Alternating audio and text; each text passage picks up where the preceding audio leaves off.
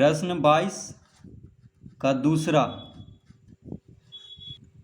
चतुर्भुज ABCD का क्षेत्रफल ज्ञात करें जिसमें AB बराबर 3 cm, BC बराबर 4 cm, CD बराबर 6 cm, DA बराबर 5 cm और विकर्ण AC बराबर 5 cm। तो पहले एक चतुर्भुज यहाँ पे हम बना लेते हैं।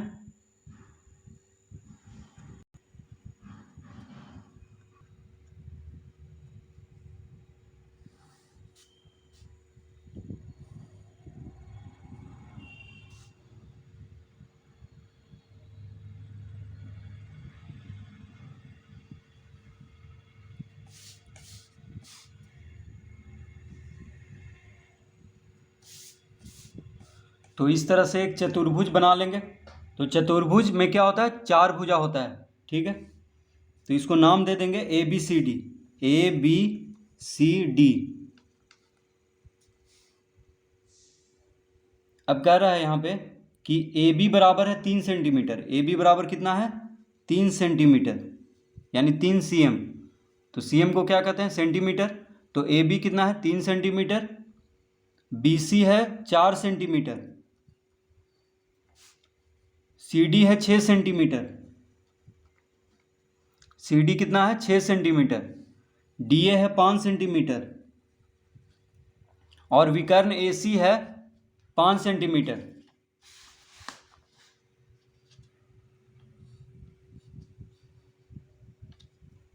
तो विकर्ण AC कितना है, 5 सेंटीमीटर। तो इसको भी लिख लेंगे। तो इसमें क्या क्या दिया हुआ है, चारों भुजा दिया हुआ है और उसका एक विकर्ण दिया हुआ है इस चतुर्भुज में, ठीक है। अब इसका क्या निकालना है, क्षेत्रफल निकालना है। अब देखिए चतुर्भुज ABCD को अगर हम देखेंगे तो इसमें हमको दो त्रिभुज दिख रहा है। विकर्ण AC को मिलाने पर यहाँ पे दो त्रिभुज में ये बढ़ चुका है चतुर्भुज। तो त्रिभुज ABC और त्रिभुज ADC, देखिए दो त्रिभुज यहाँ पे दिख रहा है, त्रिभुज ABC और त्रिभुज ADC, ठीक है। तो त्रिभुज ABC में AB हो गया 3 सेंटीमीटर, BC हो गया 4 सेंटीमीटर और AC हो गया 5 सेंटीमीटर। उसी तरह त्रिभुज ADC में AD हो गया 5 सेंटीमीटर, DC हो गया 6 सेंटीमीटर और AC हो गया 5 सेंटीमीटर। तो दोनों त्रिभुज में तीनों भुजा दिया हुआ है, ठीक है। तो पहले हम इस त्रिभुज का क्षेत्रफल निकालेंगे, फिर इस त्रिभुज का क्षेत्रफल निकालेंगे, फिर दोनों क्षेत्रफल को जोड़ देंगे तो आ जाएगा चतुर्भुज ABCD का क्षेत्रफल, ठीक है। तो हम लिखेंगे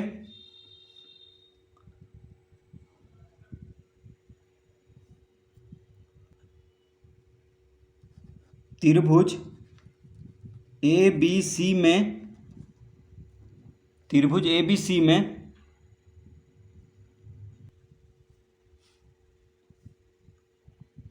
AB बराबर कितना है, तो AB बराबर है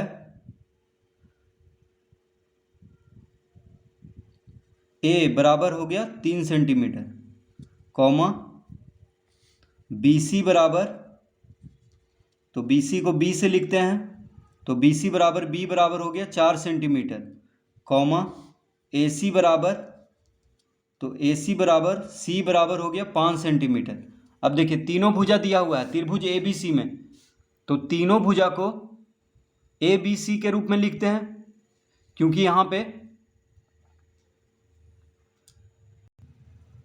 तो त्रिभुज ABC में देखिए AB 3 सेंटीमीटर है, BC 4 सेंटीमीटर है, AC 5 सेंटीमीटर है। तो तीनों भुजा का जो लंबाई हो अलग अलग है, तो इसको हम हीरो के सूत्र से इसका क्षेत्रफल ज्ञात करेंगे, ठीक है। तो पहला भुजा को A से, दूसरा भुजा को B से, तीसरा भुजा को C से हम लिखते हैं। तो AB को A बराबर 3 सेंटीमीटर लिख लेंगे, BC हो गया B के बराबर जो कि है 4 सेंटीमीटर, AC हो गया C के बराबर जो कि है 5 सेंटीमीटर। तो इस तरह लिख लेंगे। तो तीनों भुजा को ABC के रूप में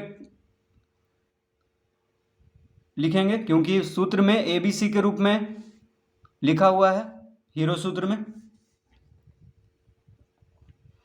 तो सबसे पहले S निकालेंगे। तो S बराबर होता है A plus B plus C बटा 2, यानी A कितना हो गया 3 बी हो गया 4 और सी हो गया 5/2। तो पहला भुजा को ए से, दूसरा भुजा को बी से और तीसरा भुजा को सी से लिखते हैं। ठीक है, तो एस हो गया अर्ध परिमिति। तो हीरो के सूत्र से क्षेत्रफल निकालने के लिए हमको पहले अर्ध परिमिति निकालना पड़ता है। तो अर्ध परिमिति हो गया परिमिति का आधा। तो परिमिति क्या होता है, तीनों भुजा को जोड़ने पे उसका परिमिति ज्ञात हो जाता है। ठीक है, तो तीनों को जोड़ करके 2 से भाग दे देंगे तो क्या हो जाएगा, आधा, यानी परिमिति का आधा। तो 3 जोड़ 4 जोड़ 5/2 हो जाएगा। 5 4 9 9 3 12, यानी 12/2। 12 को 2 से भाग देंगे तो 6 आ जाएगा सेंटीमीटर, यानी अर्ध परिमिति कितना आ गया, 6 सेंटीमीटर। एस बराबर आ गया 6 सेंटीमीटर। तो त्रिभुज ए बी सी का अर्ध परिमिति ज्ञात हो गया है। अब इसका हम क्षेत्रफल ज्ञात करेंगे। तो लिखेंगे अतः त्रिभुज ए बी सी का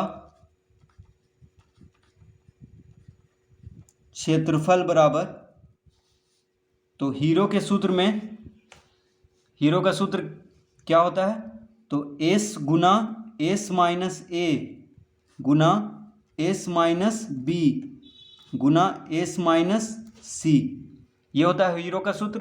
तो एस हो गया अर्ध परिमिति, ए हो गया पहला भुजा, बी हो गया दूसरा भुजा, सी हो गया तीसरा भुजा। ठीक है, तो एस हम कितना लाए हैं, 6 सेंटीमीटर लाए हैं। तो एस के जगह पे 6 लिखेंगे। एस के जगह पे क्या लिखेंगे, 6। तो 6 माइनस ए कितना है, पहला भुजा है 3, तो ए की जगह पे 3 लिखेंगे, बी के जगह पे 4 लिखेंगे,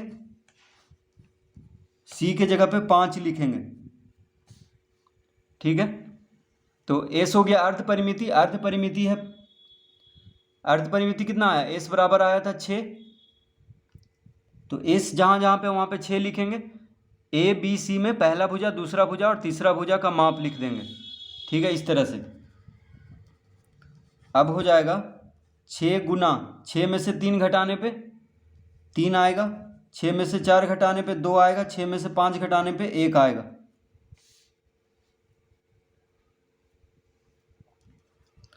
अब इसका अभाज्य गुणनखंड कर लेते हैं। तो 6 का अभाज्य गुणनखंड हो जाएगा 2 गुना 3, 2 तिया 6 होता है। 3 अभाज्य संख्या है, 2 भी अभाज्य संख्या है।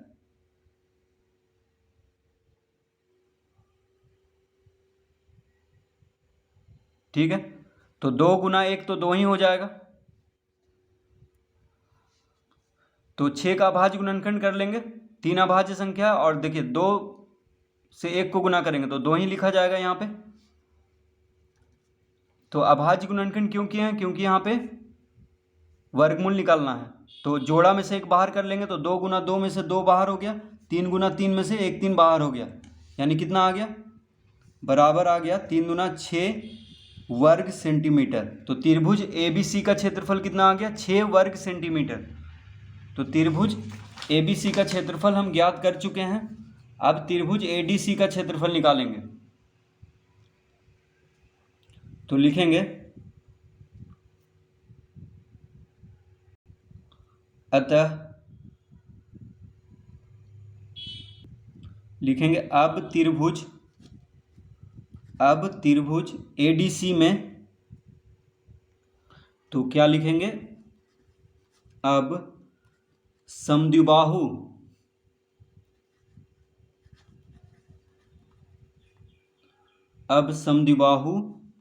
त्रिभुज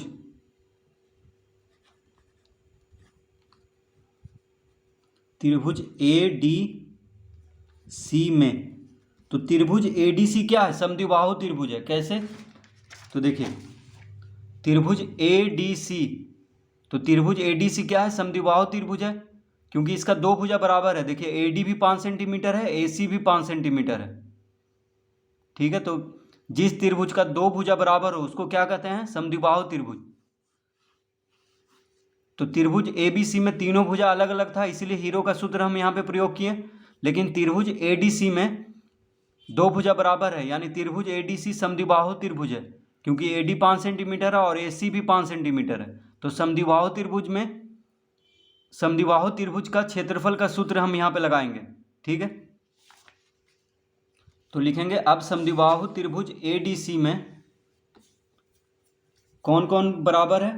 तो देखिए AD बराबर AC बराबर A बराबर 5 सेंटीमीटर, कॉमा DC बराबर B बराबर 6 सेंटीमीटर। अब देखिए समद्विबाहु त्रिभुज ADC में जो बराबर भुजा है उसको A से लिखा जाता है सूत्र में। ठीक है, जो समद्विबाहु त्रिभुज का क्षेत्रफल निकालने का सूत्र होता है उसमें जो बराबर भुजा है दोनों उसको A से लिखा गया है सूत्र में, और जो तीसरा भुजा है उसको B से लिखा गया है। ठीक है, तो देखिए AD भुजा और AC भुजा बराबर है 5 सेंटीमीटर, तो दोनों बराबर भुजा को A से लिखते हैं और जो तीसरा भुजा बच गया उसको B से लिखते हैं सूत्र में इसी तरह लिखा गया है, बराबर भुजा को A से और जो तीसरा भुजा है उसको B से लिखा गया है। अब इसका क्षेत्रफल निकालते हैं, तो लिखेंगे अतः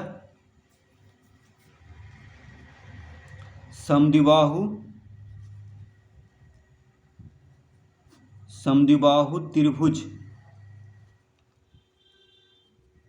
ADC का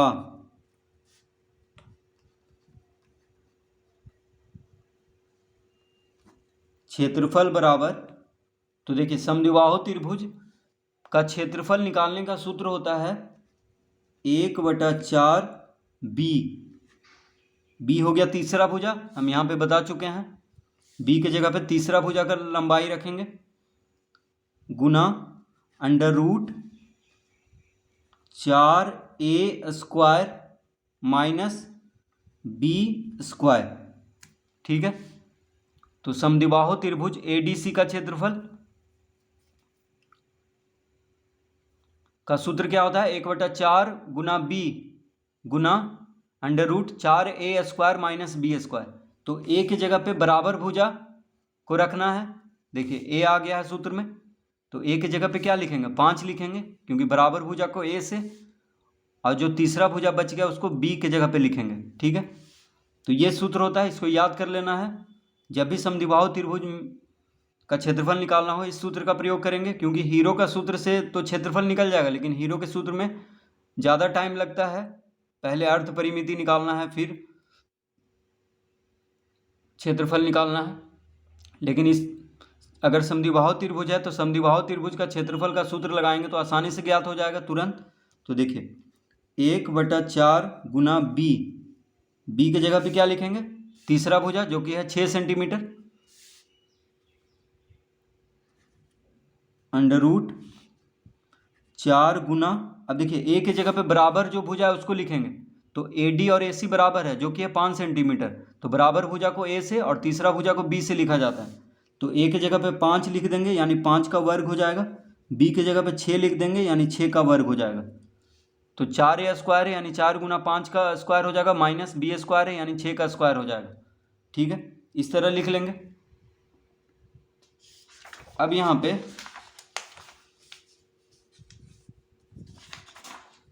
अब देखिए 2 से कट रहा है, 2 दूना 4, 2 तिया 6, गुना में है तो काट लेंगे, 2 दूना 4, 2 तिया 6, तो आ गया 3/2 गुना √4 गुना 5 का वर्ग हो जाएगा 25 माइनस 6 का वर्ग हो जाएगा 36। ठीक है, 5 का वर्ग क्या होगा 25 होगा, 5 × 5 = 25 और 6 का वर्ग 36 हो जाएगा। तो लिखेंगे 3/2 गुना √25 चौक 100 माइनस 36, 25 चौक कितना होगा 100, 100 में से 36 घटा देंगे तो आ जाएगा 3/2 गुना, देखिए पहले गुना करेंगे तो 25 चौक 100 हो जाएगा, 100 माइनस 36 यानी 64 हो जाएगा का √ ठीक है, तो 3/2 गुना, अब देखिए 64 का भाज्य गुणनखंड कर लेते हैं, या 64 का वर्गमूल क्या होता है, 8 होता है। तो अंडर रूट है, इसका मतलब वर्गमूल निकालना है, तो 64 का वर्गमूल लिख देंगे 8। 8 64 होता है, यानी 8 का वर्ग 64 होता है, और 64 का वर्गमूल क्या होता है, 8 होता है, क्योंकि 8 गुना 8 64 होता है। तो 3/2 गुना 8 लिख देंगे, 64 का वर्गमूल लिख देंगे यहाँ पे। अब 2 चौक 8 कट गया, यानी कितना आ गया, 4 तिया 12 वर्ग सेंटीमीटर। तो त्रिभुज एडीसी का क्षेत्रफल आ गया है 12 वर्ग सेंटीमीटर। तो लिखेंगे अतः क्या निकालना था हमको, चतुर्भुज एबीसीडी का क्षेत्रफल निकालना था। तो लिखेंगे अतः चतुर्भुज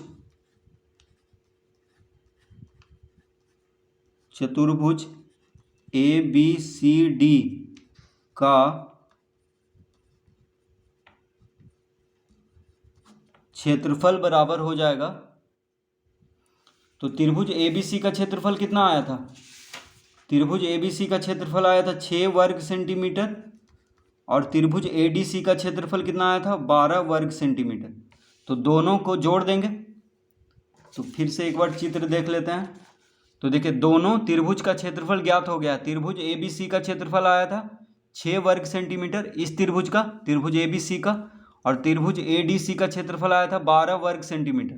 तो 12 6 18 हो जाएगा, यानी 18 वर्ग सेंटीमीटर हो जाएगा पूरा का। यानी चतुर्भुज ए बी सी डी का क्षेत्रफल कितना हो जाएगा, 12 6 18, यानी 18 वर्ग सेंटीमीटर हो जाएगा।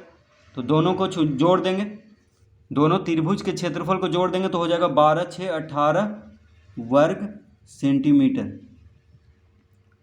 तो इसका उत्तर आ गया है 18 वर्ग सेंटीमीटर।